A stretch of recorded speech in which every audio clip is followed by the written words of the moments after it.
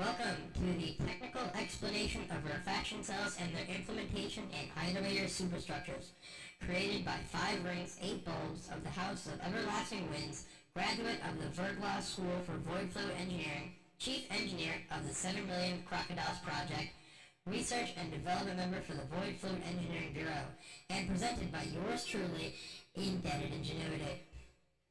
Section 1. What are rarefaction cells? As outlined in VFAB Regulation VFAB RC V2 E3.4 PC, rarefaction cells are defined as an energy cell implementing the process of mass rarefaction. Rarefaction cells in iterators are most often activated in the event of large-scale power failure, such as times of maintenance or void fluid pipe ruptures. In fact, even one rarefaction cell is enough to power an entire iterator superstructure. According to testing done by the Void Fluid Engineering Bureau, 99.991% of energy from mass rarefaction is available for use by an iterator's linear systems rail. Section 2. Internal design. Rarefaction cells are made up of 2 main components, an outer shell made of 8 oganescent plates and an inner core. The outer shell is comprised of oganescent due to its unique property of having a full outer electron shell whilst being solid at room temperature, whereas all other noble gases are gaseous at room temperature. The inner core consists of an outer layer of a spongy polymer interwoven with fast-replicating microbes, as well as a small core of pure void fluid. The organic polymer replicates as fast as the void fluid decays it, so the two stand at perfect equilibrium until disturbed. Section 3. Installation in the linear systems rail.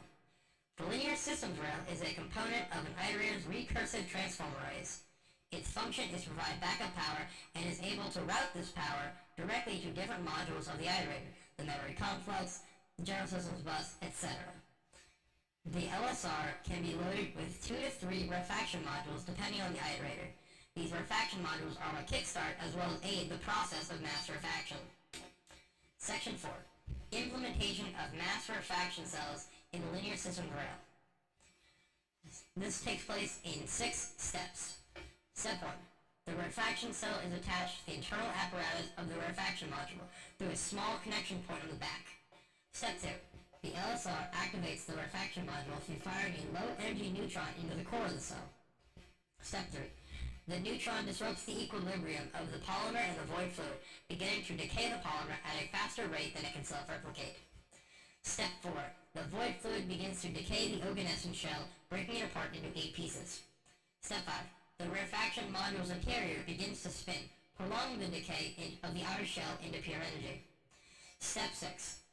The rarefaction module extracts the energy and sends it to the recursive transform arrays for storage and distribution. Section 5. Maintenance and installation of the rarefaction cell. Rarefaction cells are incredibly difficult to handle. They are extremely fragile, as any major bump could kickstart the process of mass rarefaction. However, if the cell is not in a zero-G environment, the energy from mass rarefaction will be stuck inside the shell, causing it to implode with the force of approximately 20 tons of TNT. As such, specialized training by the Void Fluid Engineering Bureau is necessary to properly handle and install rarefaction cells. This safety, however, is not implemented when it comes to disposing of broken/malfunctioning rarefaction cells. These defective units are to be thrown off the side of an iterator superstructure, ensuring that, while they may detonate, they will not harm any civilians. Thank you for listening. This has been your host, Indebted Ingenuity, signing out.